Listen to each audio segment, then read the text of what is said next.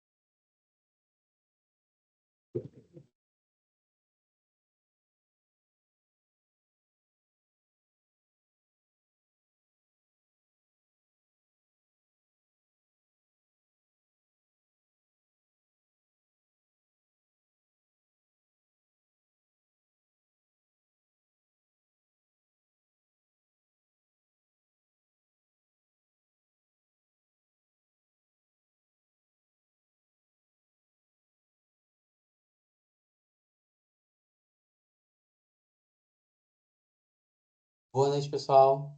Sejam todos muito bem-vindos. Aqui é mais um dia do nosso Mackenzie Business Week. Primeiro, uma felicidade poder estar aqui com vocês todos. Deixa eu me apresentar, né? Para quem não me conhece, eu sou o professor Bruno Meirelles, professor dos cursos EAD também aí, junto com a professora Eline, que vocês estão vendo também na imagem aí. Gente, a gente tem aqui hoje um convidado super especial aí, né, o professor Robson, e eu tenho a honra de dividir os dias também, aprender com ele um pouquinho todo dia também. E hoje, felizmente, vamos todos ter essa oportunidade de um pouquinho, ouvir um pouquinho do Robson. Robson, por favor, se você tá por aí, acho que já tá, né? Deixa eu ver aqui, Bo- já tá aí. Boa noite, Boa Bruno. noite. Boa noite, Aline. Boa noite. Boa noite, professor. Tudo bem? Tudo Gente, bem? então, Tudo ótimo. Boa noite a todos. só apresentar o Robson um pouquinho aí, só do que eu sei de cabeça já, sem cola, gente. Robson, ele é professor na ESEG, né? Doutor pela FEA USP ele também, né? Na parte de economia toda, né? Economista-chefe na Brasil Prev, de longos elogios e grandes apresentações, referência no Banco Central em acertar várias previsões econômicas aí. O time vai bem demais ali.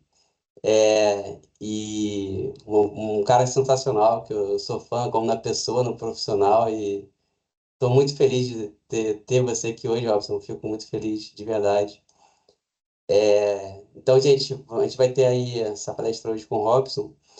Mas lembrando também, gente, que a gente está em época de CPA, né? Então, está aberto lá para vocês responderem a nossa pesquisa.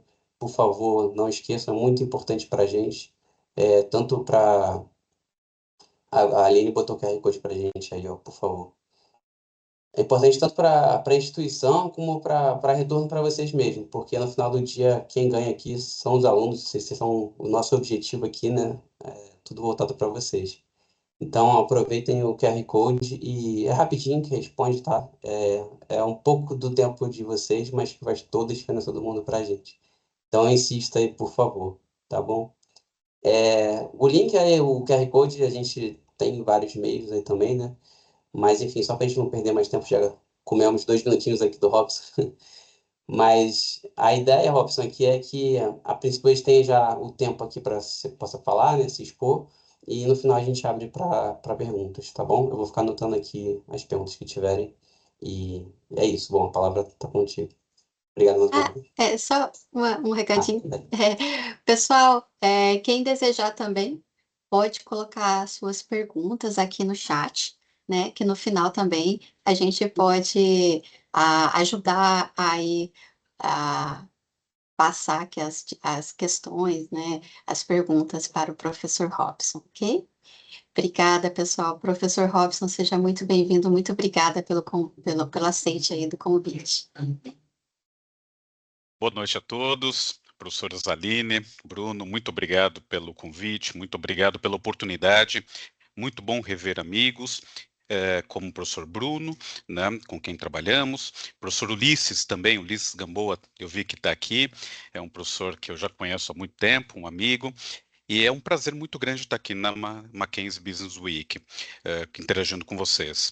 E no momento, Aline, em que nós temos muitas incertezas no cenário global.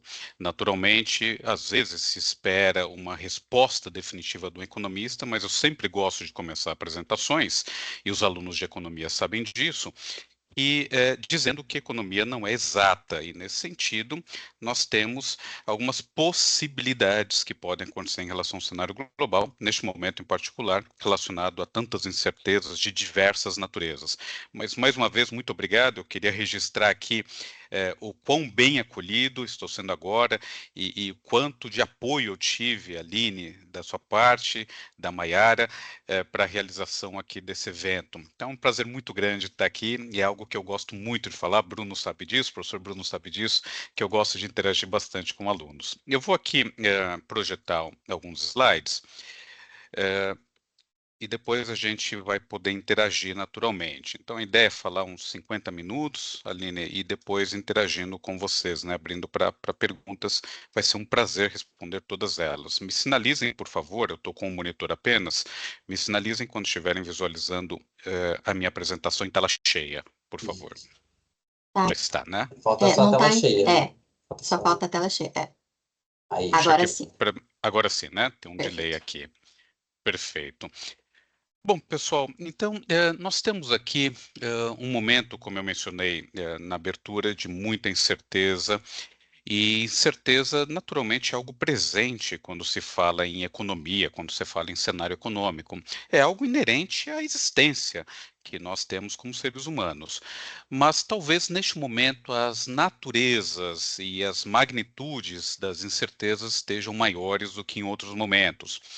Ao mesmo tempo em que se discute cada vez mais questões climáticas, e felizmente é um tema que deve e tem sido discutido, nós estamos cada vez mais discutindo temas geopolíticos, por exemplo. Há vários conflitos ou quase conflitos geopolíticos atualmente, no momento em que há incertezas sobre se a ajuda norte-americana à Europa e outros países, do ponto de vista militar, continuará ou não nos próximos anos. E de modo particular, para quem faz cenário econômico, como é o meu caso, nós temos incertezas também do ponto de vista comerciais, também do ponto de vista político, algo que influencia bastante também toda a parte do cenário econômico. Hoje nós estamos falando de um quadro de maior protecionismo, potencialmente no mundo, um quadro de aumento de tarifas de importação, e não temos resposta para tudo. Mas eu gostaria de explorar alguns desses aspectos e, claro, apontar aqui algumas direções, apontar aqui alguns números, algumas projeções em relação ao que nós enxergamos hoje na Brasil Prev. Então, deixe-me começar por cenário global. Eu sempre gosto de trazer a audiência aqui para o meu lado, dizendo que os gráficos e tabelas contam histórias para a gente. Muitas vezes a gente assiste uma apresentação com muitos gráficos e tabelas, e isso talvez seja entediante, mas é importante ter em mente que eles contam histórias para a gente. E eu gostaria de começar com esse slide. Ele nos traz aqui, desde o final do século, desde meados do século XIX, tarifas de importação dos Estados Unidos em relação ao que eles trazem de outros países, o que eles compram do resto do mundo. Então, quanto mais elevada for a tarifa de importação, existe aí uma certa restrição maior ao comércio exterior de produtos entrando nos Estados Unidos. O que nós estamos observando hoje, de modo particular, o que foi anunciado no dia 2 de abril, o chamado Liberation Day, ou Dia da Libertação, segundo o Trump, é um aumento muito forte em pouquíssimo tempo das tarifas de importação. Então, no dia 1º de abril, nós tínhamos algo perto de 5 a 10% de tarifas de importação, e hoje o que nós estamos observando no anúncio feito no dia 2 de abril é algo mais perto de 25%. Uma subida tão forte assim, notem no gráfico, não é tão comum. Uma subida tão forte assim ocorreu em momentos críticos, como 1930, por exemplo, e para muitos historiadores econômicos, aquele aumento de tarifas de importação, ao restringir o comércio, ao trazer mais protecionismo para o mundo, porque houve retaliação de outros países, aquele momento teria aumentado ou intensificado o período de Grande Depressão que nós observamos iniciando em 1929. No dia 2 de abril, então, dia do anúncio das tarifas, todos observamos. No dia 9 de abril, poucos dias depois, foi anunciada uma pausa de 90 dias nas tarifas, exceto para a China. No caso da China, Estados Unidos guerreando do ponto de vista comercial com aquele país, eles não deram trégua. E houve uma pausa, então, para outros países, mas uma tarifa ainda básica, em torno de 10% para todo mundo. Em alguns setores, como carro, aço, alumínio, também observamos algumas tarifas sem pausa. Então, do modo geral, o que que se espera a partir de agora, né? Nós começamos a ver na quinta-feira da semana passada, e de modo particular no último final de semana, um início de negociação do governo norte-americano em relação a esse tema. Eu sempre gosto de lembrar que, quando falamos de tarifas de importação, aquilo que a gente paga de impostos quando importamos alguma coisa, isso tende a gerar alguns impactos importantes na economia. Um primeiro impacto é aumento dos preços do que nós importamos, ou do que usa itens importados. Este computador que eu estou usando neste momento para esse bate-papo com vocês, ele tem itens importados. Ao mesmo tempo, quando nós falamos da nossa pizza de sexta-feira, boa parte do trigo que consumimos aqui no Brasil vem de fora.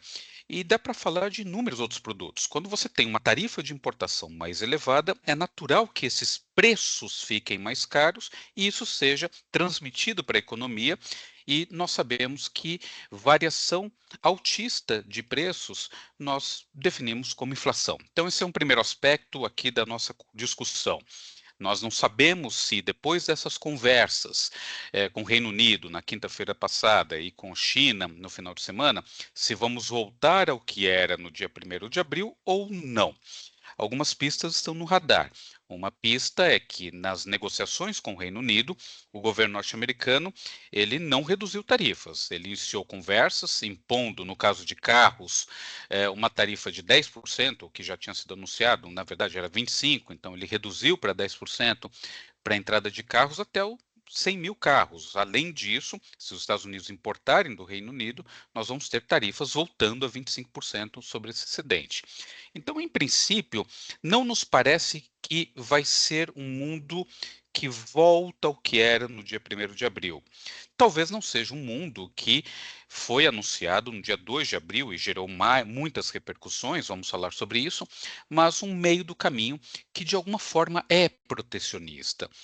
E aí tem um segundo aspecto desse protecionismo maior esperado para a economia global, que é crescimento econômico. Se no primeiro momento esperamos que o aumento de tarifas de importação e as retaliações dos demais países gerem um encarecimento do que nós importamos, o que o mundo inteiro está importando, e isso vira inflação, ao mesmo tempo, também sabemos da própria teoria econômica e olhando séculos e séculos de história econômica que medidas protecionistas geram menos crescimento. À medida em que o mundo comercializa menos, isso faz com que as economias fiquem mais fechadas e isso tende a trazer um menor crescimento também. Esse é um risco importante que temos. Mais inflação no curto prazo e menos crescimento no médio prazo. E, naturalmente, a pergunta é: mas será que a racionalidade econômica não estará presente? Se os economistas sabem disso, que se gera mais inflação e menos crescimento depois de um tempo, será que não vamos observar algum tipo de racionalidade econômica? Este segundo gráfico, espero que tenha virado aí, Bruno e Aline, esse segundo gráfico virou, né? Acho que sim. Virou sim, virou sim, virou sim. Perfeito, obrigado. Esse segundo gráfico nos mostra um pouco dessa ideia. Trump ele conseguiu se eleger no ano passado, tomou posse no dia 20 de janeiro, e nos últimos meses, principalmente depois de março, o que era uma aprovação muito forte acabou sendo revertida. Hoje, o índice de desaprovação que o Trump tem é maior do que o índice de aprovação. Então, os políticos estão muito sensíveis a esse tipo de indicador. E a natureza disso é, naturalmente, todo esse conjunto de medidas que tendem a gerar esses impactos aos quais eu fiz menção. Claro que já existem empresas falando, inclusive, em demissão, porque entendem que haverá menos crescimento ou talvez não consigam repassar todo o aumento de tarifas de importação. Isso tende a ser impopular do ponto de vista político, naturalmente. Então, esse gráfico serve para nos dar essa ideia de que, de alguma maneira, alguma racionalidade econômica vai prevalecer. No dia 2 de abril, começamos a ver nos grupos de WhatsApp, nas listas de e-mail, uma troca de informações, uma troca de opiniões, em que várias delas as pessoas anexavam o PDF de um livro que Trump escreveu alguns anos atrás. O nome do livro é A Arte de Negociar, em que, de um modo geral, o que o livro fala? Que você tem que estressar numa negociação, ameaçar o seu oponente ou o seu interlocutor, para depois conseguir extrair algumas coisas boas do ponto de vista negocial. Então, talvez seja um pouco disso. Nós não acreditávamos que teríamos algo tão ruim quanto o que foi anunciado no dia 2 de abril, em termos de abrangência e em termos de magnitude. Começamos a ver depois disso, depois do dia 2, tarifas de importação subindo para mais de 100% para países como a China, e ao mesmo tempo nós começamos a nos perguntar, será que isso vai ter uma vida longa? E quando olhávamos para esse gráfico, a percepção era, talvez não, porque gerar esse tipo de impacto no eleitor, na cabeça do eleitor, também é algo ruim. Mas o ponto é que as incertezas foram amplificadas depois dessas medidas. Por mais que tenhamos, neste momento, uma pausa de 90 dias, por mais que tenhamos, tivéssemos na semana passada, um início de negociação com o Reino Unido, com China, outros países falando também em negociação, o próprio Trump, presidente Trump, falando que a tarifa de mais de 140% para a China poderia ser algo mais baixo, perto de 80%. Por mais que tenhamos tido esses bons sinais, a percepção de que o mundo está mais incerto também está maior. Esse é um aspecto muito importante aqui na minha fala, porque há muito tempo, há muitas décadas, os economistas têm muito bem mapeado que mais incerteza tende a gerar impactos negativos sobre o crescimento. E isso é algo que tem a ver com o ser humano. Quando eu penso na possibilidade de perder meu emprego, quando eu penso na possibilidade de perder uma renda, é natural que eu fique mais cauteloso na minha tomada de decisões. Isso vale para o empresário, isso vale para um consumidor, isso vale para uma pessoa que está pensando em trocar o carro, fazer um puxadinho em casa, para uma pessoa que vai uma vez por mês com a família num restaurante mais caro. Se houver uma percepção de possibilidade de perder o emprego, a renda, se houver essa incerteza, os hábitos tendem a ser alterados. Esse é o ponto principal aqui da minha fala. E esse indicador vai nessa direção. Temos aqui um indicador que mensura a incerteza sobre a política econômica dos Estados Unidos. Notem que o indicador começa em torno do ano de 1901, para ser mais exato, e estamos agora com o maior patamar, agora em 2025, com o maior patamar de incerteza em relação à política econômica. O que a gente chama política econômica é a política monetária, o que o Banco Central vai fazer, é a política fiscal, a relação de gastos e arrecadação dos governos, mas principalmente a questão comercial. Esse é um tema fundamental. E notem que esse nível certeza, eu vou mostrar logo, mas tem gerado algumas percepções de economia entrando em recessão, inclusive nos Estados Unidos. Aqui à direita temos uma figura caricata que mostra um símbolo para a economia norte-americana, uma águia bastante machucada. É uma caricatura que veio na The Economist, uma revista importante de 2 semanas atrás, que mostra o símbolo dos Estados Unidos, um símbolo de força, de poder, muito machucada nos primeiros 100 dias do governo Trump. E a revista até brinca, faltam apenas 1.400 dias para o final do mandato, né? Por mais que acreditemos que alguma racionalidade econômica vai prevalecer, existem essas dúvidas. E essa incerteza tende a gerar uma percepção ruim, uma percepção negativa em relação ao crescimento da economia.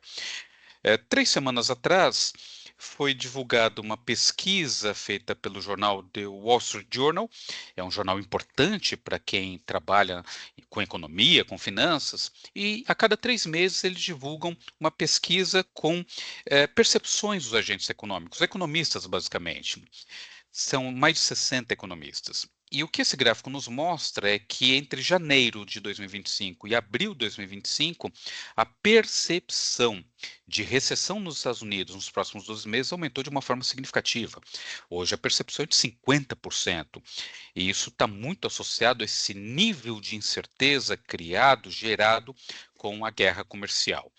Ao mesmo tempo, existe uma publicação antiga feita pelo Banco Central dos Estados Unidos, o Fed, o Federal Reserve, que é chamado de livro bege. Ele tem esse nome, hoje é virtual, você encontra na internet, mas muitas décadas atrás ele era físico e tinha capa bege, por isso tem esse nome. Ele é mensal. E o que é feito nesse livro, nesse indicador? São feitas entrevistas com empresários, economistas, por parte dos distritos regionais do Fed, e para capturar qualitativamente as percepções. E eu separei aqui para vocês hoje uma frase que menciona a possibilidade de que algumas empresas estão tendo medo, né, por conta da possibilidade e se preparando para layoffs, ou seja, para demissões. Esse é um ponto importante. Então, ao mesmo tempo em que temos uma percepção de inflação mais elevada, existe uma visão de que menos comércio, mais restrição ao comércio, tende a gerar uma situação também de menos crescimento. Notem, esse ponto é relevante, que hoje o mundo está muito globalizado, e a palavra globalização, apesar de não ser algo tão novo assim, já tem algum tempo, nós estamos cada vez mais globalizados, não só do ponto de vista financeiro, mas do ponto de vista comercial. Quando se pensa, por exemplo, como que é feito um carro aqui no Brasil, nós temos peças vindas de outros lugares do mundo. Existem cadeias produtivas que estão ligadas à medida em que existe a possibilidade de quebrar essas cadeias, restringindo o comércio, existem incertezas e empresas podem, de fato, terem dificuldades a ponto de demitir. Esse é um ponto relevante na nossa discussão. E também gera alguns outros impactos. Por exemplo, no começo aqui deste ano, no primeiro trimestre desse ano, nós vimos aqui no gráfico da esquerda o PIB norte-americano apresentando uma queda. Houve uma surpresa negativa nos mercados, os economistas, nós inclusive, ninguém esperava uma queda no PIB. E o que gerou essa queda? Não é que a economia norte-americana já está numa situação difícil. Para quem é aluno de economia, lembre-se da equação macroeconômica fundamental, em que temos oferta do lado esquerdo igual a demanda do lado direito, oferta agregada, demanda agregada, e as importações com sinal negativo constituem um componente da demanda.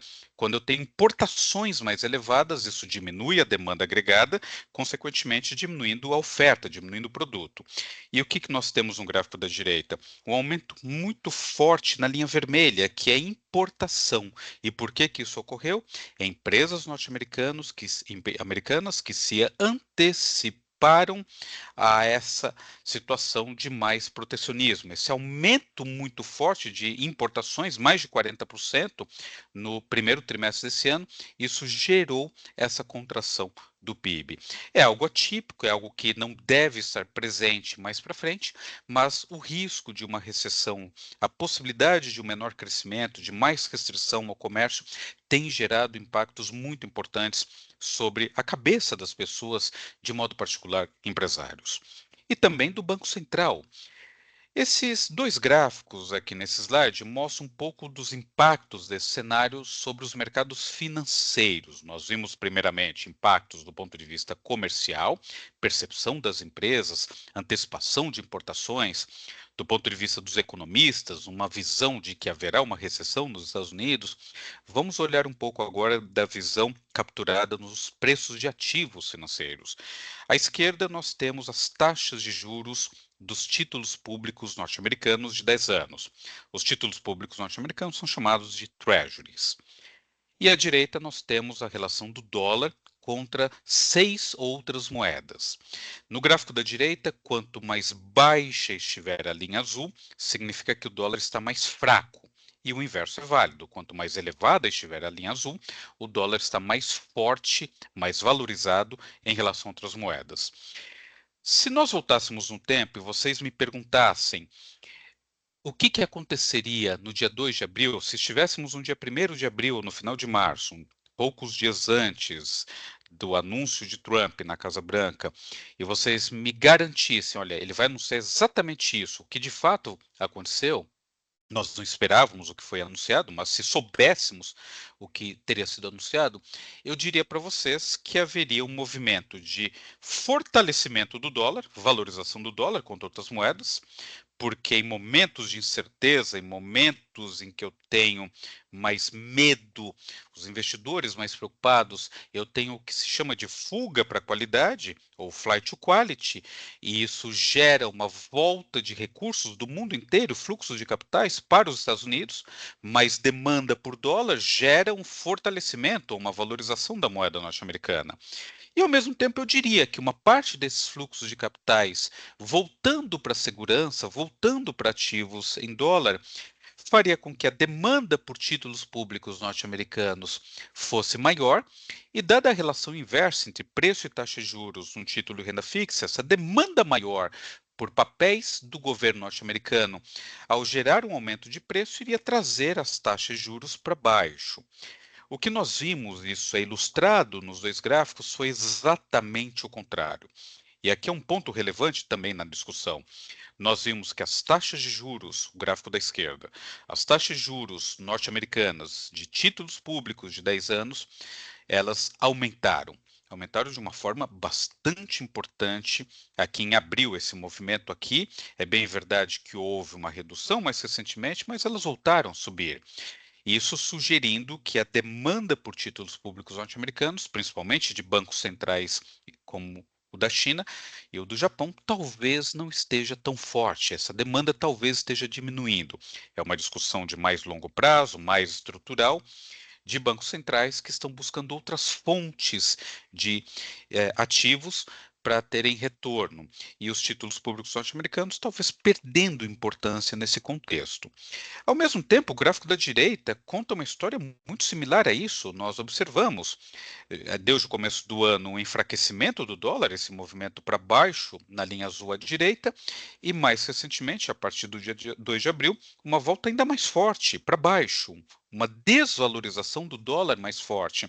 É bem verdade que voltamos aqui com a expectativa de anúncios de acordos comerciais, como ocorreu com o Reino Unido, começando a conversar com a China, mas o dólar ainda está enfraquecido.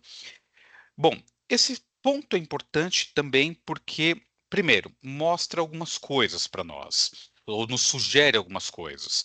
Primeiro, talvez os investidores internacionais comecem a ver a economia norte-americana como uma economia um pouco mais volátil ou instável do que era percebida antigamente.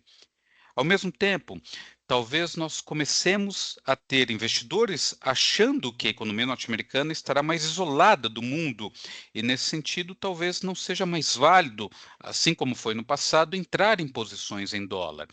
Então, nesse sentido, nós começamos a ter alguns questionamentos relativamente inéditos sobre a maior economia global. Uma economia que está gerando mais incerteza, uma economia que está caminhando para mais protecionismo. Mais protecionismo significa, Aline, Bruno, mais isolamento do ponto de vista comercial.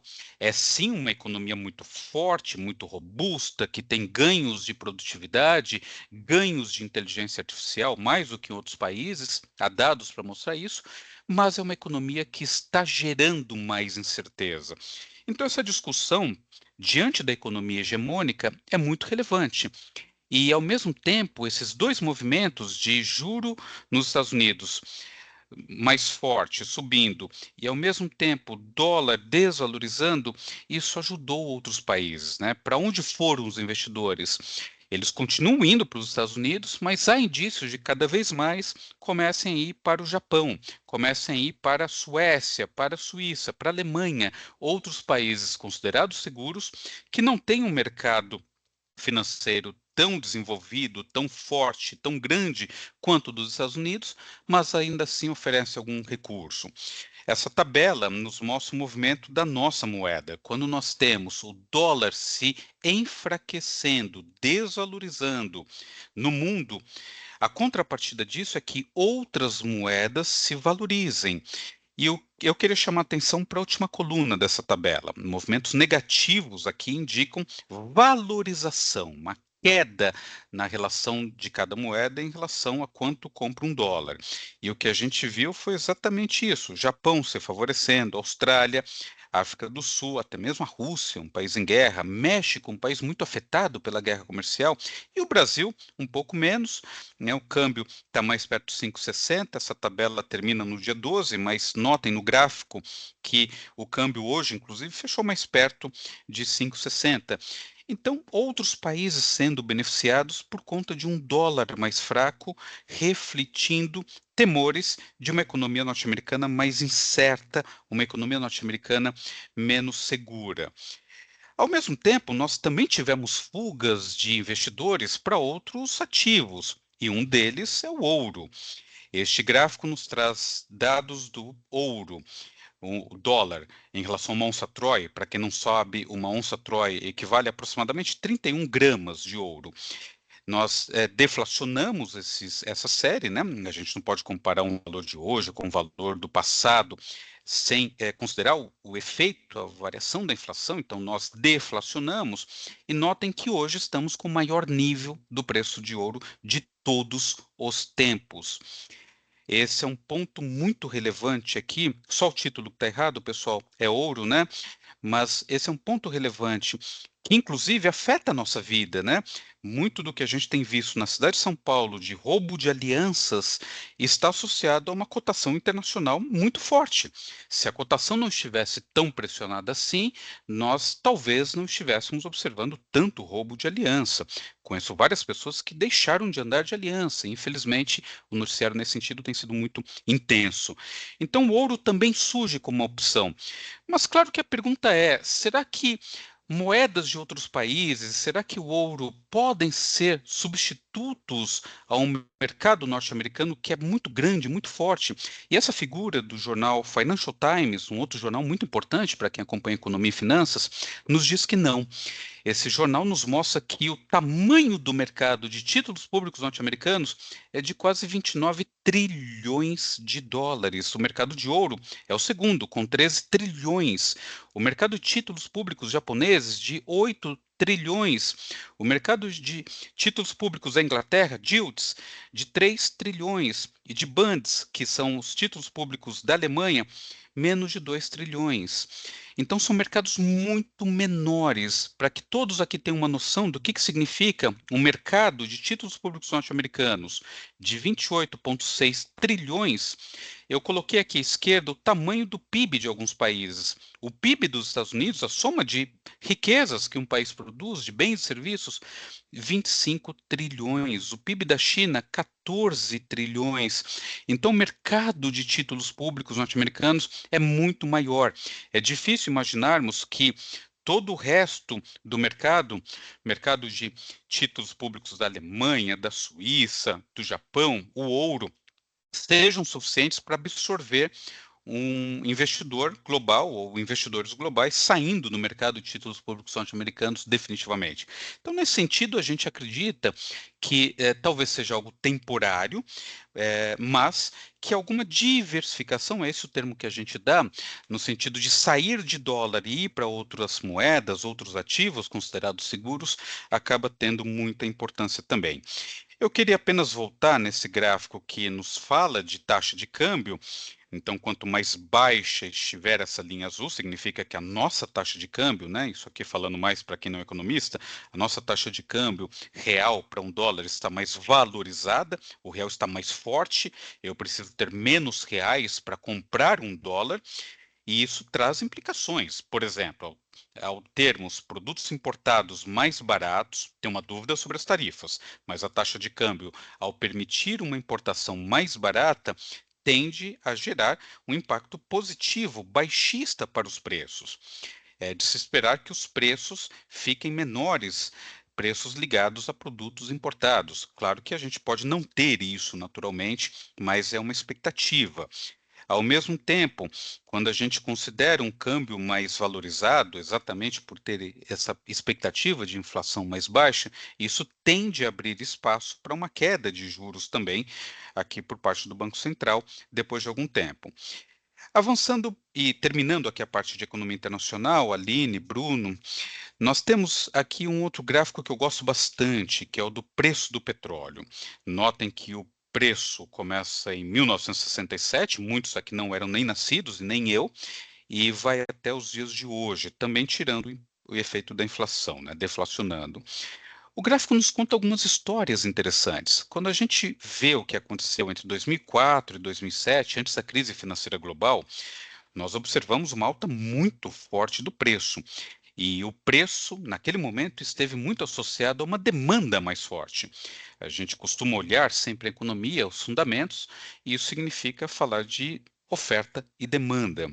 Sempre a combinação dessas duas coisas acabam nos gerando uma mudança para um lado ou para o outro dos preços. Em momentos de crise como a financeira global em 2008, 2009, o preço cai bastante, como nós observamos também lá em 2015, o momento em que os Estados Unidos estavam voltando a subir juros, a China estava com uma crise imobiliária, a pandemia, são momentos em que há uma expectativa de queda do preço do petróleo, como ocorreu agora também. O preço saiu de $131 em 2023 para 65, 66 dólares. Por que que isso é importante? É importante, primeiro, porque por mais que não tenhamos carro, ou por mais que andemos de bicicleta, muito do que nós consumimos depende do preço do petróleo, de uma forma direta ou indireta. Aquela camisa de material sintético que nós usamos para jogar bola no fim de semana depende de itens petroquímicos. Aquela garrafa de refrigerante que usamos, PET, depende de produtos petroquímicos. O Uber que nós usamos, né, o ônibus e vários outros produtos, a tinta que a gente usa para pintar a nossa casa, são todos itens ligados de uma forma muito direta ao preço do petróleo. O próprio fertilizante que usamos, né, que o produtor rural usa para ajudar na produção da safra agrícola, isso tem uma conexão com o preço do petróleo. E aqui o preço tem caído. Alguém vai me dizer, puxa, mas por quê? É verdade que nós temos uma menor dependência hoje dos países do cartel do petróleo, a OPEP, a Organização dos Países Exportadores de Petróleo. Hoje países como Brasil, Estados Unidos, Guiana e também o Canadá estão produzindo e exportando mais. Diga-se de passagem que, se os planos da Petrobras forem materializados, petróleo se tornará um item cada vez mais importante na nossa balança comercial, ajudando inclusive na arrecadação do governo, arrecadação de tributos, ajudando em royalties para o estado do Rio de Janeiro e em outras regiões produtoras. É bem verdade que nós temos uma transição energética, a dependência do petróleo em relação ao que era algumas décadas atrás, aqui olhando os anos 70, né, os choques, os dois primeiros choques do petróleo, é bem menor do que era. É verdade que alguns países, há uma semana, divulgaram, alguns países importantes, divulgaram um aumento de produção de petróleo, países da própria OPEP, mas nós temos o preço caindo muito rapidamente, em grande medida pela percepção de que a demanda estará fraca. Isso está associado a uma visão de que mais protecionismo pelas tarifas comerciais, pela guerra comercial, mais protecionismo tende a gerar o quê? Tende a gerar menos crescimento no médio e longo prazos. E isso está trazendo um impacto importante para o preço do petróleo, a despeito de todos os outros vetores importantes que eu mencionei anteriormente. E o petróleo aqui abre uma discussão. O petróleo eu gosto de olhar porque ele reflete muito, dada a sua importância, está deixando de ser importante, com o tempo vai ser menos importante, mas ainda é importante na sociedade, em todo o mundo, nas sociedades. O petróleo ele está refletindo uma visão de demanda mais fraca, e isso está associado aos temas que eu mencionei, de guerra comercial. Então, esse é um ponto bastante importante na nossa discussão. Então, para a gente falar um pouquinho de Brasil, o que trazemos no cenário global? Um cenário de incerteza, um cenário em que se espera um crescimento econômico menor. Isso abre um espaço para que bancos centrais no mundo inteiro reduzam juros, principalmente o Banco Central dos Estados Unidos, um tema que eu não mencionei antes. Existem certezas, o Banco Central norte-americano está falando que vai manter os juros, que não terá pressa em mudar os juros, mas há uma expectativa de queda de juros mais próximo do final do ano. E nós temos um cenário em que o câmbio, pelo dólar mais fraco, está valorizando e nós temos preços de algumas commodities caindo, como é o caso do petróleo. Claro que quando se fala de preços de commodities é algo importante, porque nós exportamos basicamente commodities, então podemos ter uma redução nas exportações, mas, por outro lado, abre-se um espaço para menos pressões inflacionárias no ambiente em que se espera um crescimento um pouco menor da economia global. Há 2 semanas, o Fundo Monetário Internacional realizou a sua reunião de primavera, né, lá no Hemisfério Norte, primavera, e o que nós observamos é que existe uma visão não de recessão, mas de um risco baixista para o crescimento econômico global. E a partir daí nós falamos de crescimento aqui no Brasil. Esse gráfico nos traz o crescimento do PIB, o Produto Interno Bruto, anual aqui no Brasil, e o que está em vermelho são as projeções que nós temos na Brasilprev, 2% para este ano e 2% para o ano que vem. Aqui a gente precisa fazer uma discussão mais importante, mais detalhada. Eu reconheço com bastante humildade que nos últimos 3 anos, os economistas em geral, nós inclusive, temos subestimado o crescimento da economia, nós erramos para ter um crescimento acima do que estava sendo previsto. O crescimento do Brasil tem ficado em torno de 3% nos últimos 3 anos ou mais, como foi em 2024. Ao mesmo tempo, nós temos que lembrar que quanto mais crescimento tivermos em relação ao potencial de crescimento da economia, os economistas chamam isso de PIB potencial, que depende de educação, ambiente de negócios, condições institucionais, produtividade, qualidade da mão de obra. À medida em que a gente tem um crescimento maior do que o potencial, isso me gera um descasamento que leva a mais inflação.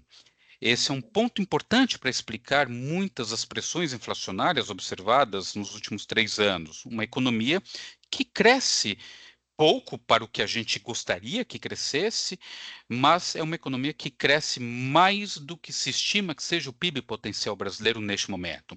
A estimativa é algo em torno de 1,8 a 2,2, algumas estimativas de crescimento potencial chegam a 2,5%. Não é uma variável observada, é uma variável mensurada, estimada, então está sujeita a alguns erros. Claro que a gente precisa aqui parar e perguntar por que os economistas têm errado tanto as projeções de crescimento da economia. Existe uma linha de resposta que é a seguinte: reformas feitas nos últimos anos trouxeram um crescimento potencial maior. Reformas normalmente demoram para impactar a economia depois de alguns anos. Uma dessas reformas é a trabalhista.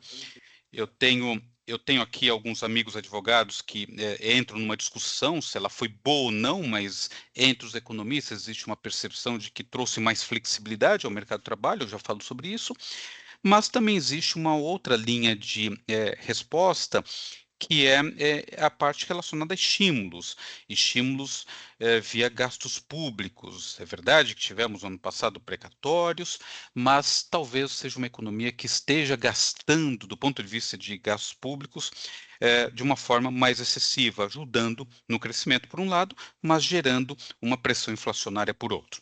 Olhando para 2025, da onde vem essa desaceleração, né? A gente chama esse movimento de 3,4 para 2, é um movimento similar àquele que a gente tem quando está num carro e desacelera o carro. Então, de onde vem essa desaceleração do crescimento econômico previsto?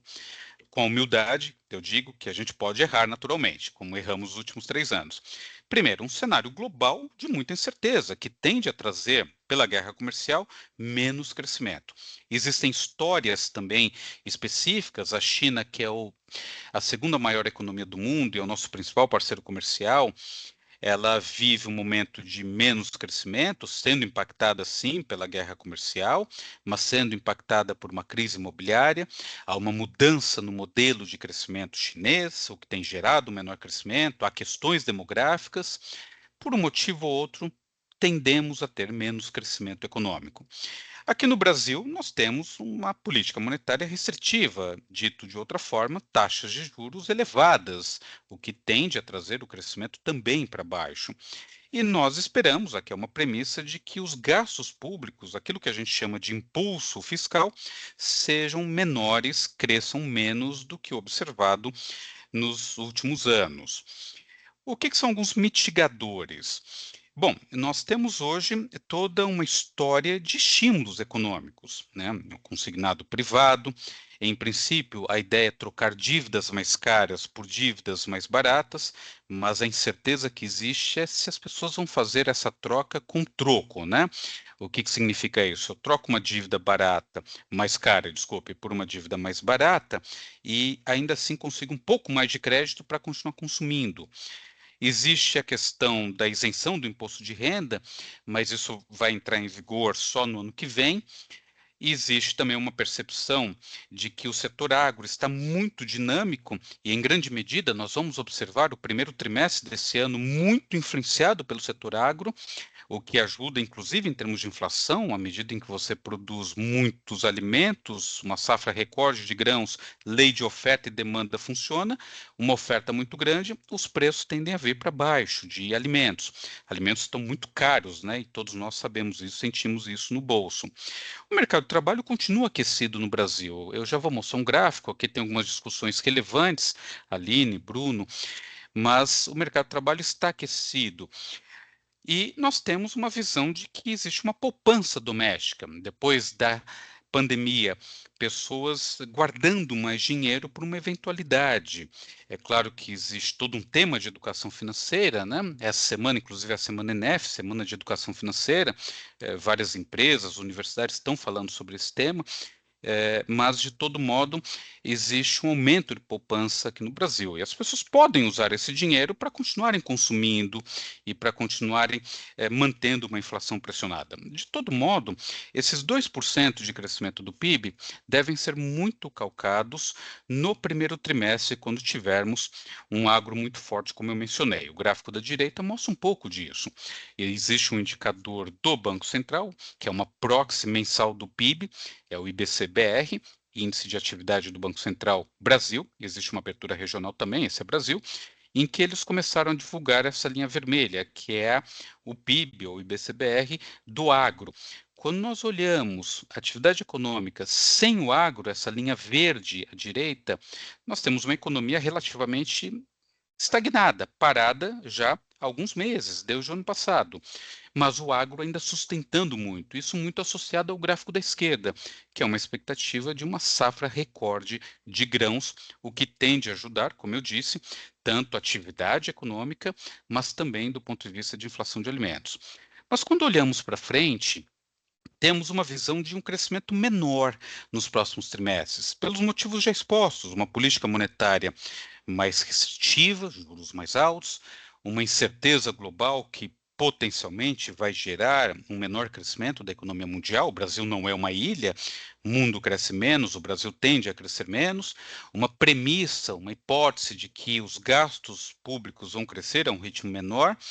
Então, tudo isso tende a gerar um impacto na confiança. E nós chegamos neste gráfico que, a meu ver, é um dos prediletos. Eu gosto muito de olhar confiança econômica. E esse gráfico, extraído de dados da Fundação Getúlio Vargas, nos traz a confiança econômica do setor, dos empresários da indústria, da construção, dos serviços, do comércio e também do consumidor, consumidor na linha amarela. Então, são empresários e consumidores. O que que a gente observa? Um menor otimismo, ou dito de outra forma, nós observamos um aumento do pessimismo, uma redução na confiança econômica. Aqui, por trás desse dado, o que que a gente faz? A gente, através de alguns modelos econométricos, a gente imputa esses indicadores de confiança e os modelos sugerem, os modelos e a história também, nos sugerem que depois de algum tempo, a atividade econômica estará mais fraca. Esse é um ponto relevante na discussão que reforça a ideia de que o PIB de 2% neste ano pode até ser mais forte do que isso, por conta do agro. O PIB mais forte nesse ano, de 2%, deve ser muito puxado pelo agronegócio. Olhando para os próximos trimestres, uma desaceleração mais forte, pelos motivos já expostos, mas uma dúvida muito grande sobre os estímulos e como esses estímulos vão entrar na economia.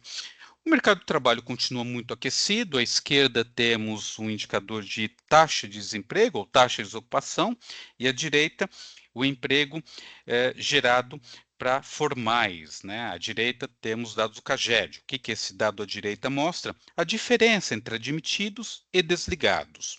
E aí a gente passa apenas uma média móvel de 3 meses. Vamos começar falando do gráfico da esquerda. O menor desemprego de todos os tempos no Brasil. Isso traz algumas implicações. Primeiro, do ponto de vista social, Isso é uma coisa fantástica. Eu já fiquei desempregado 2 vezes na minha vida e não é um momento em que as pessoas estão muito felizes, naturalmente. A preocupação psicológica é muito abalado. Então, ter um desemprego baixo é muito positivo do ponto de vista social e não tem dúvida disso. Mas existe um segundo aspecto, que é mais gente com renda tende a gerar mais demanda que cresce mais rápido do que a oferta, e isso tende a levar a pressões inflacionárias. Esse é um aspecto importante na nossa discussão. Nenhum economista vai achar ruim que o desemprego esteja baixo. Quando a gente olha esse gráfico, é a média de Brasil, mas em algumas regiões do país, sul em particular, Santa Catarina de modo específico, nós temos emprego muito mais baixo do que isso. Essa é a média de Brasil.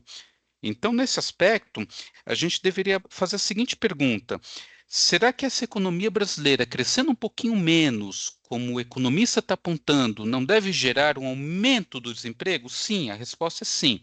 Nós não enxergamos uma crise de desemprego aqui no Brasil, muito longe disso, mas alguma elevação na taxa de desemprego é possível que aconteça à medida em que a economia cresce menos. Mas isso nos gera uma outra discussão. Todo mundo pergunta, né? O motorista de aplicativo entra nesse dado da esquerda? O entregador de pizza entra? O vendedor ambulante, o empresário entra nesse indicador? E a resposta é sim em todos esses casos.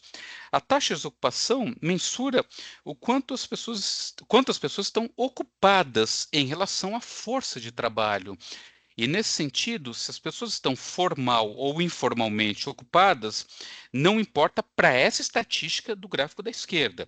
Nós temos aí, então, tanto o economista-chefe da Brasilprev, quanto os professores do Mackenzie, quanto um vendedor ambulante, um motorista de aplicativo, todos eles estão ocupados. E isso ajuda a pressionar para baixo a taxa de desemprego. Aqui existem várias discussões. Será que estamos vendo mudanças estruturais no mercado de trabalho? Será que depois da pandemia as pessoas estão enxergando e se relacionando com o mercado de trabalho e as empresas de uma forma diferente? Antes as pessoas perdiam o emprego e ficavam um tempo sem renda. Hoje as pessoas perdem o emprego e conseguem fazer um bico, como se usa aí no jargão mais popular, né? Elas conseguem fazer alguma coisa que dê renda, mesmo que informalmente. Então, se elas conseguem mais rapidamente, isso tende a gerar um desemprego que fica mais baixo e não aumenta tanto. São dúvidas sobre mudanças estruturais no mercado de trabalho, mas quando a gente olha o gráfico da direita, só emprego formal, temos um dado que desacelerou 2021 para cá, mas notem que desde o final do ano passado ele voltou a acelerar. Então, isso gera, de novo, um aspecto muito positivo socialmente falando, mas algumas preocupações numa economia que já cresce mais do que deveria. E essas preocupações, claro, estão associadas à inflação. Este gráfico nos mostra aqui na linha azul o IPCA acumulado em 12 meses. O IPCA é o índice de preços ao consumidor amplo, o índice oficial de inflação no Brasil, que é divulgado pelo IBGE. O que está à direita da linha tracejada vermelha são as projeções que nós temos na Brasilprev. O que está à esquerda é o dado efetivo. E notem que há outras linhas horizontais. Temos uma linha amarela, que é a meta de inflação no Brasil, atualmente em 3%.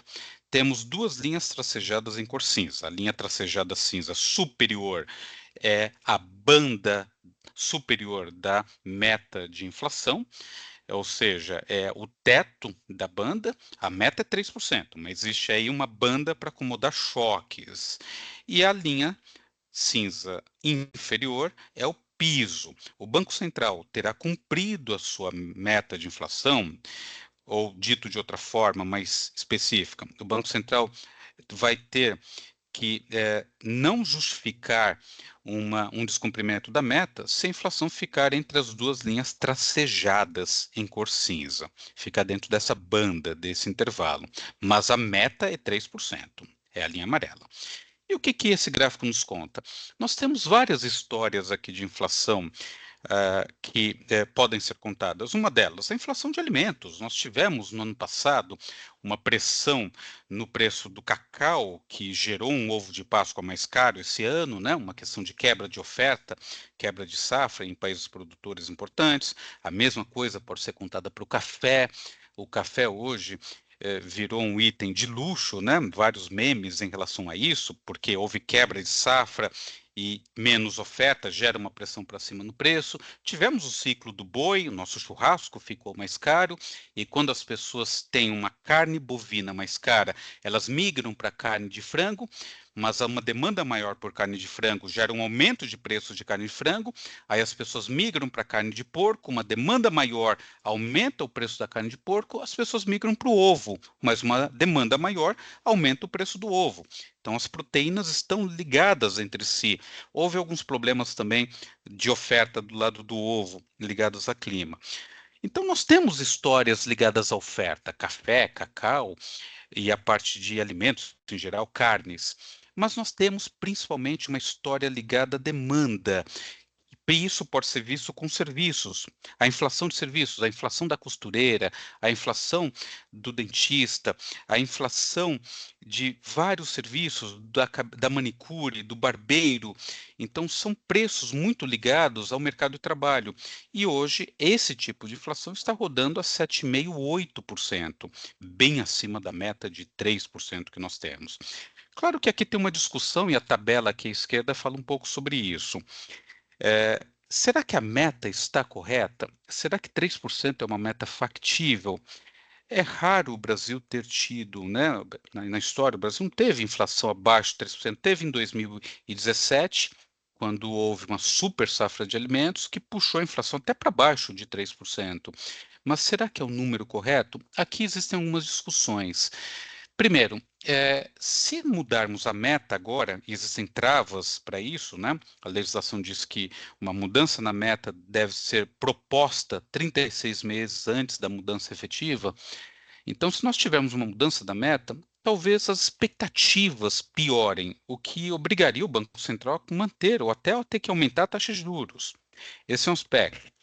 Segundo aspecto, é claro que no mundo em que os bancos centrais em geral estão tendo dificuldade de cumprir suas metas, isso vale para os Estados Unidos, vale para o México, vale até o Japão, que conviveu por 30 anos com deflação, deflação é queda dos preços, é variação negativa de preços, e vários outros países, é um questionamento importante. Será que a pandemia não nos trouxe mudanças mais estruturais na inflação? Seja como for, o que essa tabela mostra é que a meta no Brasil, quando ela é cumprida, historicamente, foram momentos em que a inflação ficou em 4%, em média. E aqui é a penúltima linha dessa tabela, momentos em que o Brasil cumpriu a meta, né, o centro da meta de inflação, que hoje é de 3%. Então, é um questionamento importante. Mas, de novo, mudar a meta, essa é uma opinião que eu tenho, seria muito complexo. Iria gerar um impacto muito negativo sobre as expectativas, porque os agentes começariam a enxergar que uma meta mudando pode abrir espaço para novas mudanças lá na frente. E a gente entra na questão das expectativas. Eu estou quase acabando aqui a apresentação, Aline e Bruno, mas é muito importante falar das expectativas. Não sei se todos conhecem a pesquisa Focus, divulgada às segundas-feiras pela manhã pelo Banco Central. Nós temos cerca de 150 economistas que mandam suas projeções na semana anterior para que o Banco Central faça essas divulgações de inflação e outras variáveis econômicas. E para aqueles que mais acertam, existe uma premiação que é o chamado Top 5. O que esse gráfico da esquerda nos mostra? As expectativas de inflação, IPCA, para 2025, linha verde, 2026, linha azul, 27, linha laranja, 28, linha preta, e a meta, que é de 3%, na linha vermelha. Nós estamos já desde maio do ano passado, a gente pode entrar nessa discussão do porquê maio do ano passado, mas há um ano nós estamos com expectativas desancoradas. É um termo que os economistas usam, Aline, para falar de expectativas distantes da meta, que é essa linha vermelha. Então, esse ponto também é importante, porque quando nós pensamos no lado real da economia, naquelas pessoas que são formadoras de preços, empresários, trabalhadores, né, sindicatos. Nós estamos falando de um preço importante na economia, são salários, empresários, trabalhadores. Então, os formadores de preços, se acreditarem que a inflação ficará mais alta, muito possivelmente isso vai acontecer. Nós temos em finanças, em economia, um termo que eu gosto muito, que é a profecia autorrealizável. E o que é a profecia autorrealizável? É algo similar ao que a gente observa no trânsito. Se eu achar que o trânsito vai estar pesado às 6h30 da manhã, o que eu faço, me julgando mais esperto que todos os outros? Eu saio 6h15. A questão é que se todas as pessoas, todos os motoristas pensarem da mesma forma que eu, nós vamos ter às 6h15 da manhã a antecipação desse trânsito mais pesado. Isso vale também para a inflação. Se a sociedade acredita que a inflação estará mais pressionada, mais alta e fora da meta, elas vão incorporar isso de tal forma que é muito provável que a inflação de fato fique mais elevada. Para aqueles que são alunos de economia, lembrem-se da curva de Phillips. Um dos componentes da curva de Phillips é exatamente a expectativa de inflação. Os alunos de macroeconomia vão se lembrar disso. Então, nesse sentido, o Banco Central tem falado nas suas comunicações muito de preocupação com o cenário inflacionário, mas, ao mesmo tempo, o Banco Central começa a introduzir uma comunicação que sugere que o aumento de juros talvez esteja próximo do fim. Então, na ata da reunião do último Copom, né, o Comitê de Política Monetária, esse documento foi divulgado terça-feira dessa semana, e eu trouxe um trecho aqui, o Banco Central fala em estágio avançado do ciclo, fala que há impactos acumulados da alta de juros que já ocorreu, ainda por serem observados. Para os alunos de economia, e mesmo para os que não são, é importante lembrar que quando se tem uma mudança na taxa de juros, para cima ou para baixo, quando se tem uma mudança na política monetária, os impactos sobre a economia ocorrem, alguns mais rapidamente, mas principalmente depois de vários meses. Então, existe uma defasagem de política monetária. Então, nesse sentido, quando o Banco Central começa a vir com uma comunicação falando de impactos acumulados que ainda vão ser observados, ou seja, menos crescimento econômico, estágio avançado do ciclo, começa a colocar o cenário global de uma forma mais preocupada, dizendo que o cenário global, ao trazer queda de preços de commodities, tem efeitos desinflacionários, ou seja, de menor inflação, o Banco Central sugere, essa é uma interpretação, de que talvez tenha parado de aumentar juros. Então, é claro que ele deixa as portas abertas, aqui na última frase ele diz que se manterá vigilante, o Comitê é o Copom, né, o Comitê de Política Monetária, se manterá vigilante na próxima reunião e que vai continuar olhando a evolução da dinâmica da inflação. Então, nesse sentido, é possível que tenha uma alta de juros na próxima reunião, no dia 18 de junho, mas a leitura que fizemos é de que o Banco Central interrompeu agora em 14,75% de juros ao ano. Bom, a discussão agora é: quando começa uma queda ou qual será o próximo movimento? Nós temos uma visão de que ainda neste ano há algum espaço para queda de juros, o mercado está acreditando que seja mais para 2026, em nenhum momento estamos acreditando em ingerência política, o Banco Central, ao nosso ver, continuará tomando decisões muito técnicas e deve levar a Selic até 12% no ano que vem. A pergunta é: 12% é algo bom ou não?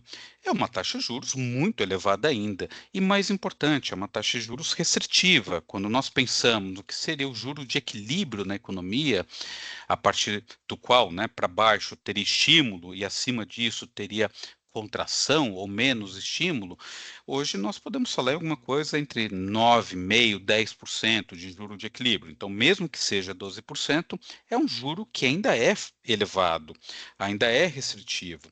E, a nosso ver, os movimentos do Banco Central tendem a ser feitos no primeiro semestre, né, começando no final desse ano, no primeiro semestre, exatamente para não se envolver na discussão eleitoral. Bem, o penúltimo slide mostra o que seria um fator de risco. Nós temos hoje um governo que gasta mais do que arrecada.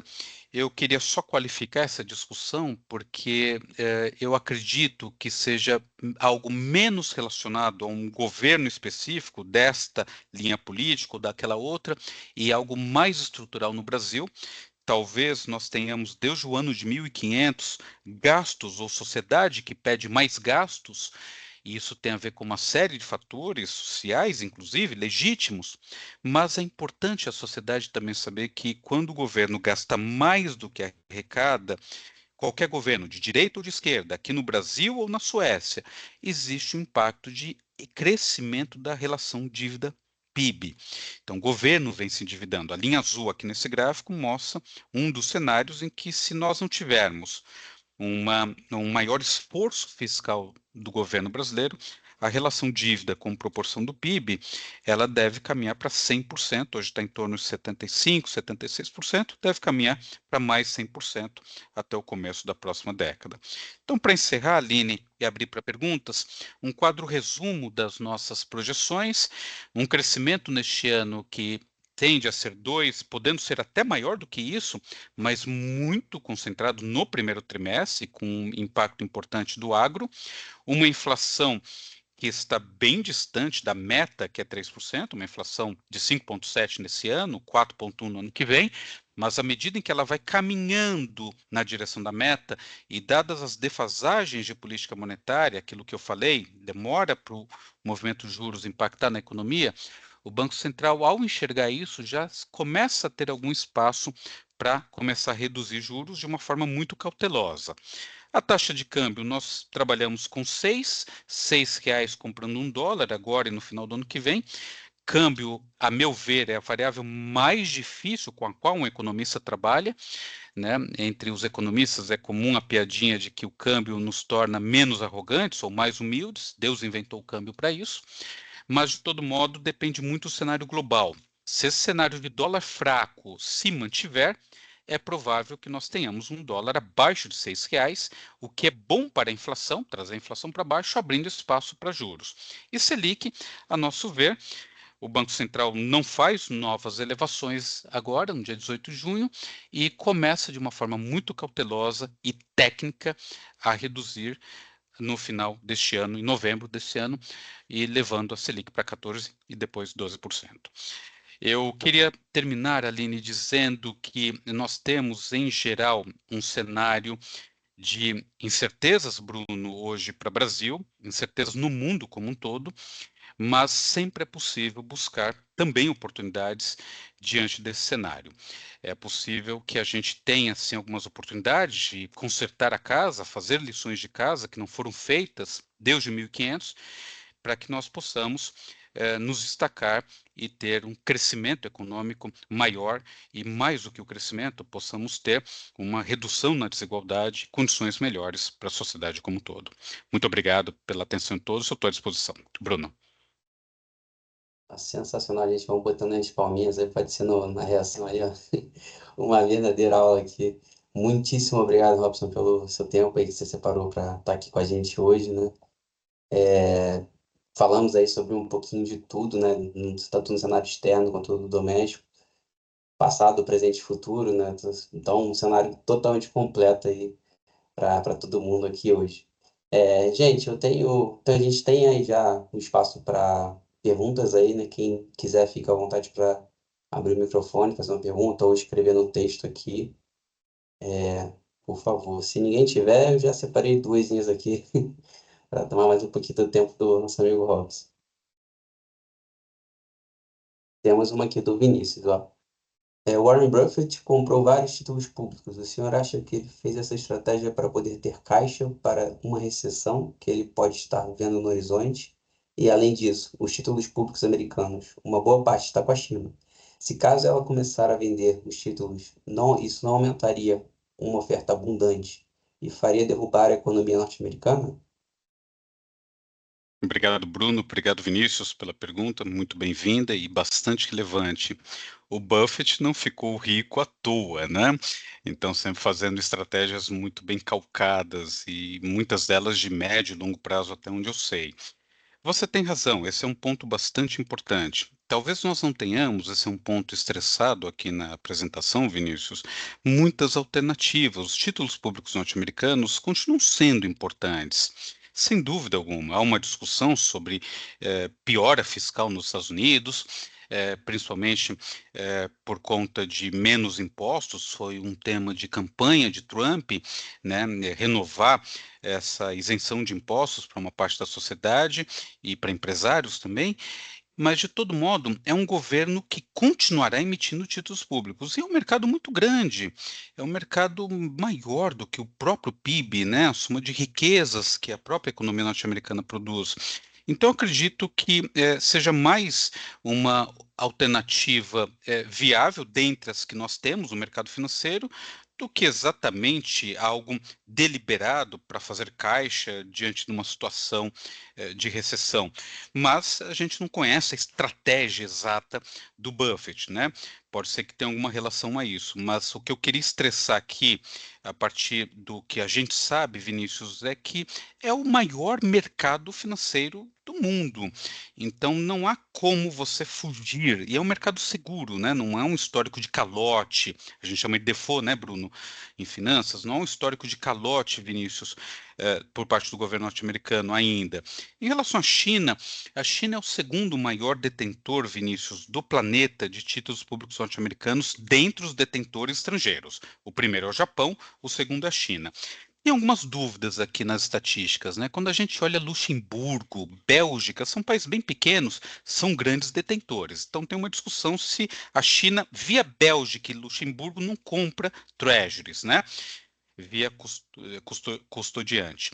Então, de um modo geral, nós temos aqui essa possibilidade de China vendendo, mas a gente tem que lembrar que existe uma relação importante. A China vende para os Estados Unidos, é paga com dólares, esse dólar vira reservas internacionais, é aplicado no mundo inteiro, inclusive em títulos públicos norte-americanos.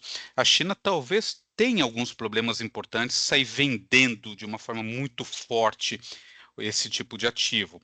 Mas existe sim uma história de diversificação, bancos centrais, principalmente asiáticos, Índia é um exemplo, indo na direção de outras coisas, outros ativos como o ouro. Então esse é um processo que, a meu ver, deve continuar, mas você tem toda a razão quando começa a colocar que isso pode piorar a situação chinesa, a situação norte-americana, mas ao mesmo tempo também pode trazer alguns problemas para a China, porque treasuries, títulos públicos, é um ativo para ela, né? Então, o preço é uma variável importante. Bruno. Perfeito, obrigado, Robson. A gente já tem aqui mais alguns elogios aqui à palestra da Natasha, ótima palestra, professor. Ilane, excelente professor. E aqui outras perguntas também, né? Então, por exemplo, o Moisés aqui pergunta ali a relação entre incerteza política interna, né, ou instabilidade, e a estabilidade da moeda própria do país, no caso, né? Qual seria a relação entre os dois casos? Muito obrigado, Moisés, pela presença, pela pergunta. Moisés, aqui a gente poderia ficar uma aula inteira, né? Mas o Bruno e a Aline vão me puxar a orelha, né? Mas eu gosto de falar, você sabe, Bruno, que eu gosto de falar. Moeda é algo muito importante, é algo muito identificado com a sociedade, né? A gente vê isso desde a antiguidade, tá bom, Moisés? E o que a gente sabe, olhando a história econômica e a teoria, é quando você tem uma instabilidade monetária, isso gera, sim, problemas para a economia. Os romanos antigos, eu tenho a oportunidade de dar um curso de economia monetária, então uma parte desse curso é história, e a gente observa que os romanos eles emitiam muita moeda para financiamento de guerra, né? Para conquista do império como um todo, precisava ter dinheiro. Ao contrário dos gregos, que tinham um cuidado muito maior, os gregos da antiguidade com moeda, Bruno, porque eles tinham lá os deuses pintados na moeda, aquela sociedade democrática em que todos participavam das decisões, impedia qualquer tipo de loucura do ponto de vista econômico para aquele tempo, diferente dos romanos, diferente do que foi feito em outras sociedades em outros momentos.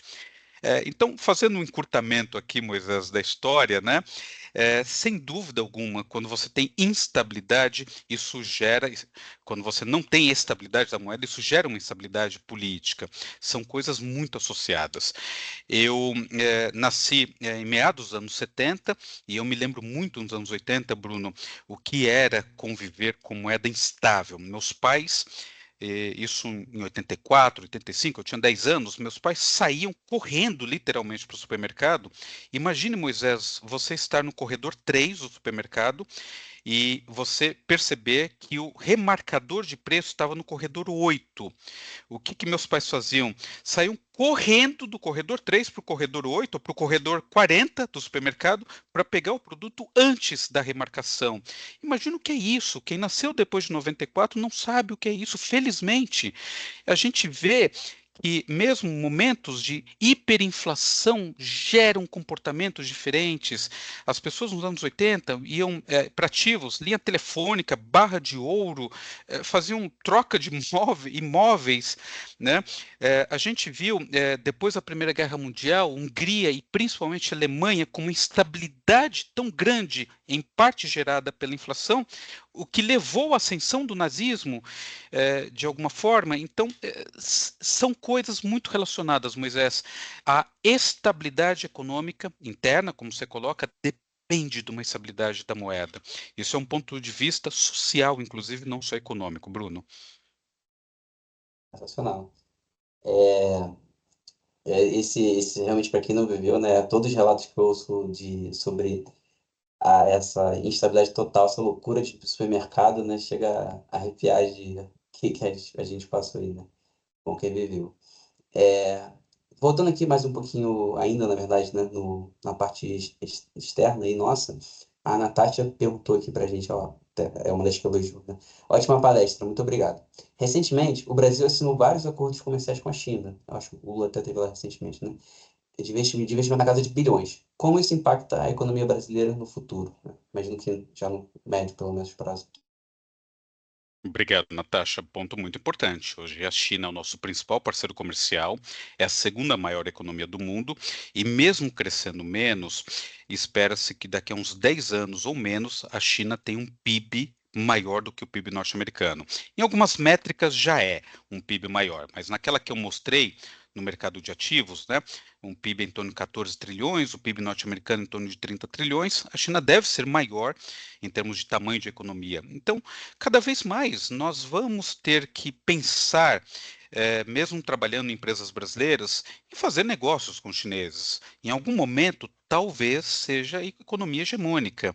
Não sei quando isso vai ocorrer, mas o que a história nos mostra, Bruno, é que os impérios, as economias hegemônicas, elas perdem importância depois de algum tempo.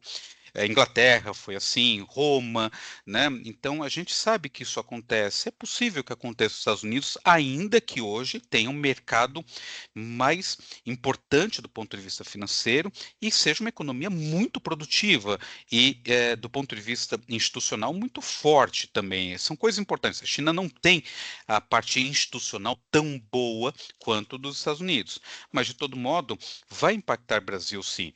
O Brasil, nesse cenário de menos comércio, potencialmente menos comércio no mundo, Natasha, tende a ter um impacto com a China sobre dois aspectos. Primeiro, se eu vou vender menos para os Estados Unidos, eu preciso procurar outros mercados para vender, e a China é um país importante, principalmente a parte de commodities, o Brasil exporta, e o lado oposto também. Se a China está vendendo menos para os Estados Unidos, então eles também vão procurar outros mercados, e isso significa também alguns setores aqui no Brasil sendo ameaçados com eventualmente produtos vindo numa magnitude maior, né? Então, quando a gente olha hoje, por exemplo, guarda-chuva, quando a gente olha alguns itens de celular, alguns carros elétricos, vários países produzem carros elétricos, mas principalmente China, brinquedo, né? Eu tenho um filho de 13 anos, né, Bruno? Então, agora está deixando um pouco o brinquedo de lado, mas Lego, né, essas coisas, muito de China, muito de Ásia. Então, é algo para o qual a gente deve estar preparado também, não só para vender mais, mas para ter uma concorrência maior aqui, Natasha e Bruno. Ah, perfeito. Eu tenho até um exemplo pessoal que ano passado eu tive oportunidade de viajar para os Estados Unidos e fui numa lojinha, né, de conveniência pegar um lembrete, né, para trazer para casa. E aí tinha uma etiqueta com preço. Quando chegando no Brasil de volta em casa, tirei o preço. E ao invés de ser um produto americano, tá feito made in China, né, feito na China. Então até o souvenir que você vai trazer do lugar para lembrar do lugar é feito na China. Mas voltando aqui nas perguntas, o Vinícius Gonzaga aqui, ele pede para a gente falar um pouquinho, para você falar, no caso, sobre a relação ali, né, entre a taxa de desemprego e desigualdade, né? Tipo, a taxa de desemprego baixa, como é que isso pode refletir ou não a desigualdade? Pode afetar ou não? Pode ser um reflexo? Qual é a relação entre as duas coisas, se é que existe, é claro?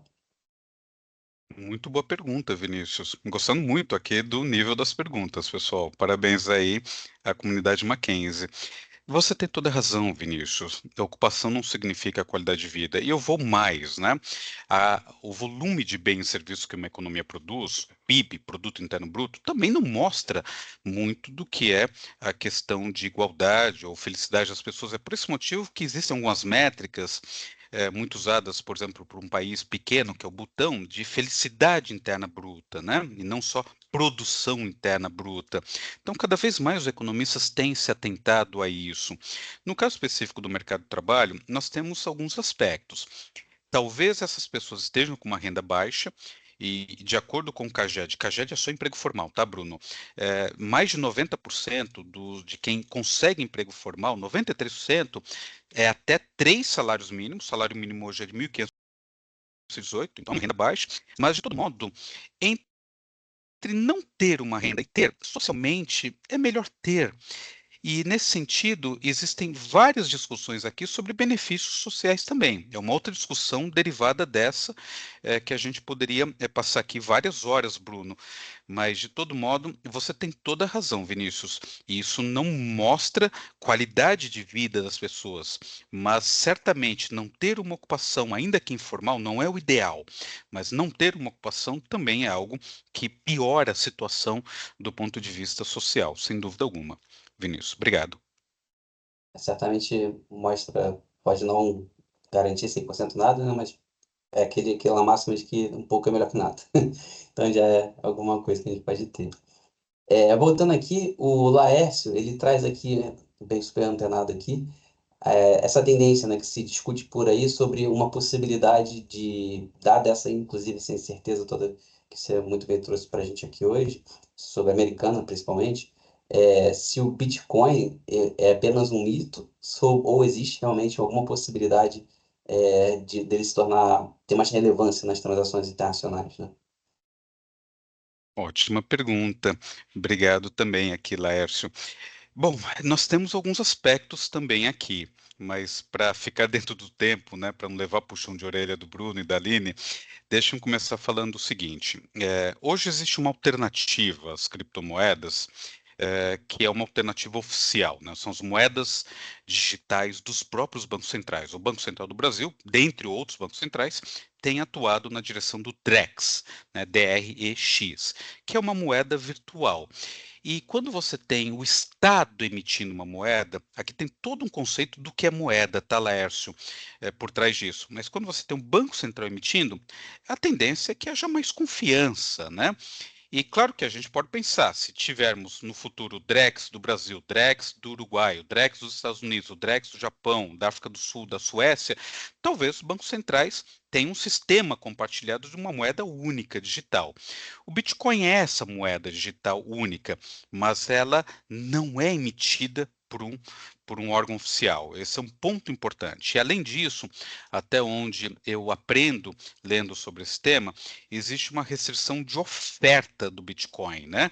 Você tem que fazer a mineração e não existe Bitcoin para o resto do mundo, para o resto da vida. E um conceito de moeda é facilitar as nossas transações, ser um meio de pagamento, unidade de conta. À medida em que as economias vão crescendo, elas vão precisando de mais moeda. Eu tenho algumas dúvidas se daqui a 10, 15 anos, com economias com um nível de produção maior e uma oferta restrita de Bitcoin, elas vão conseguir ter essa compatibilização do que tem de oferta Bitcoin com a demanda global. Então, nesse sentido, me parece que não, mas eu diria que é um ativo muito volátil. Conheço gente que ganhou muito dinheiro, Lárcio, conheço gente que também perdeu dinheiro, o timing dessas coisas, né, Bruno?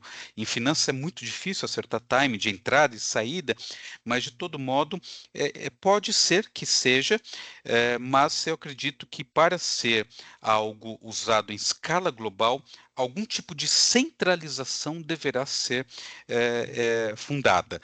Então, sem essa centralização, hoje o dólar é uma moeda que todo mundo usa, né? E nós tínhamos o dólar atrelado ao ouro até o começo dos anos 70. Então, acredito que não, mas é algo que a gente precisa esperar mais tempo para ver. Mas eu queria só lembrar esse aspecto, Lércio, e até onde eu tenho lido, o Bitcoin ele tem uma oferta restrita, ele não consegue crescer em termos de quantidade no momento em que a demanda global vai aumentando muito. Bruno. Perfeito, obrigado, Robson. E o Vinícius já até agradece aqui, né? Ficou agradecido pelos ensinamentos. Robson, e aqui já, só para fechar, né? A gente já ganhar aí, fechar não, fechar dando tempo.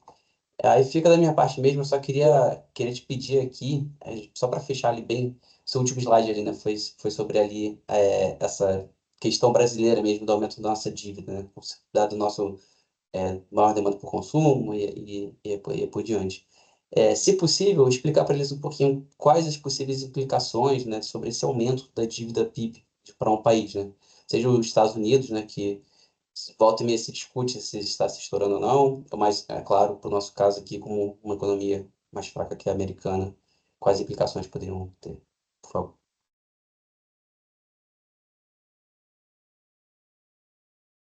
Eu acho que o microfone está fechado, Robson.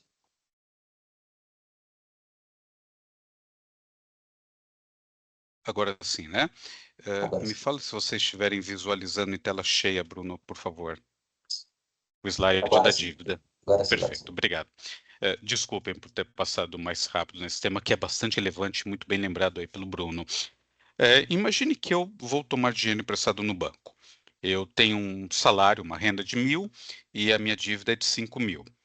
E eu não faço ajustes, eu continuo tendo uma situação em que eu gasto mais do que eu ganho. E à medida em que eu faço isso, a minha dívida aumenta de 5 para 10, para 15 mil. Em algum momento, o gerente do banco ele tende a me olhar de uma forma mais negativa, porque as chances de eu dar um calote também aumentam. E como que as contas fecham? Possivelmente a taxa de juros que eu vou pagar para continuar me endividando vai ser maior, porque o meu risco também é maior. Aqui tem toda uma discussão, Bruno, sobre o que é a taxa de juros, tá? A gente pode entrar depois.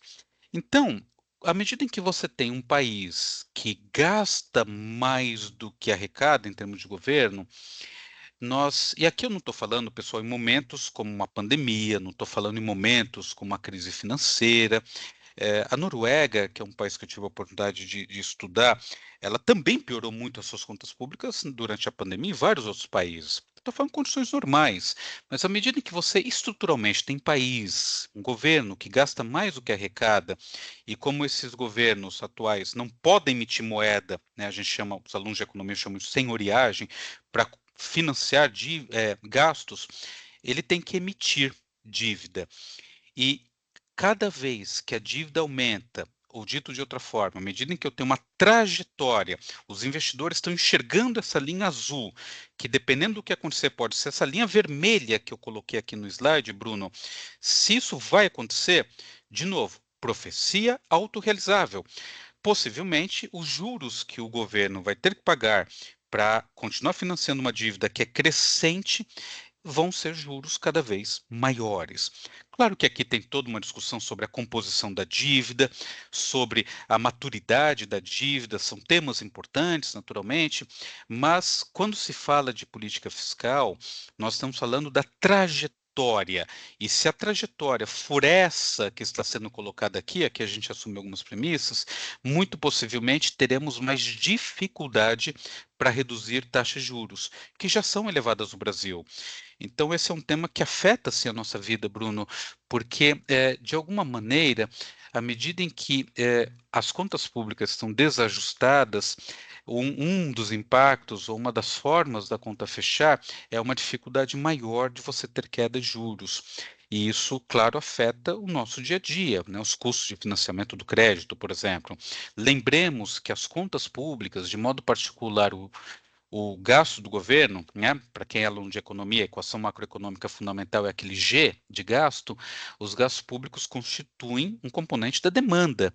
Se eu tenho um gasto maior do que a arrecadação, isso pressiona a demanda, que se for maior do que a oferta, isso gera uma pressão inflacionária, obrigando a juros mais elevados na economia. Então é um tema muito relevante, sim, e é importante destacar isso. Além disso, a percepção de risco, né? Se nós temos investidores, quem financia, e cada vez que cada um de nós, Bruno, compra uma NTNB no Tesouro Direto, nós estamos financiando o governo brasileiro. Se os investidores acreditam que a trajetória é muito elevada, o câmbio também é afetado. Nós temos uma percepção de risco maior e isso faz com que esse câmbio mais desvalorizado, essa moeda mais valorizada, torne produtos importados mais caros, prejudicando a inflação, prejudicando a taxa de juros. E isso afeta todos nós, sendo ou não economistas, atuando ou não como detentores de dívida quando a gente entra no Tesouro Direto. Isso independe, todos nós somos afetados por câmbio e por juros, Bruno. Perfeito, muito obrigado, Robson. Temos aqui mais mensagens de agradecimento, que o Lécio, né, excelente sua resposta, agradeço. A Natasha, muito bacana os apontamentos e respostas. Mayara também, muito obrigado, excelente palestra, muito enriquecedora. Tinha um perguntado do Davi aqui, mas Davi, desculpa, eu vou ficar te devendo essa aí que a gente estamos no laço aqui já do horário. Mas se quiser, deixa aqui comigo que depois eu perturbo o Robson facilmente ali para te dar uma resposta. Mas enfim, só agradecer de novo. Aí, claro, passar aqui o recado a professora Aline teve que dar uma saída rapidinha, deixou um abraço aqui para você, Robson. Então, gente, ao Robson, 1 milhão de obrigados. Obrigado mesmo. Foi uma noite aqui iluminadora para todos nós, tenho certeza.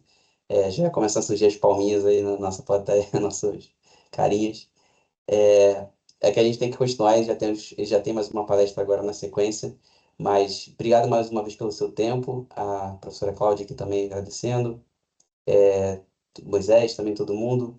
E Robson, tem meio segundo aí de despedida. Obrigado, desculpa a correria. Eu que agradeço muito, sucesso, saúde para todos vocês. Davi, vou responder a sua pergunta através do Bruno depois, tá? Um prazer, muito obrigado pela oportunidade. Tudo bom para vocês. Valeu, Robson. Valeu, gente. Muito obrigado pela presença, hein? Aí já tem a lista de avaliação dos cursos, tem a professora Cláudia já deixou aqui o link no chat, então, por favor, não vamos deixar passar essa também. Gente, uma boa noite e até a próxima aí. Um abraço a todos. Boa noite. Tchau.